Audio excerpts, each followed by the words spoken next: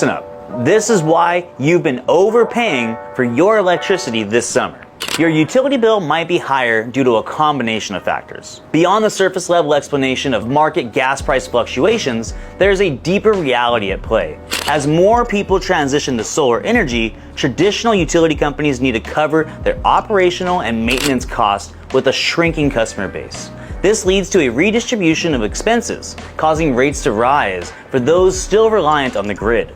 Additionally, the upkeep and repair of the grid, often damaged by natural disasters like wildfires, contribute to the increased charges. In other words, you are overpaying for electricity because utility companies are making you pay for the grid's maintenance, and it's lowering customer base. To truly gain control over your energy costs, considering alternatives like generating your own electricity through solar power could provide a more sustainable and cost-effective solution in the long run. So if you'd like to get more information about becoming energy independent and getting away from that aging grid, then go ahead and reach out to me today.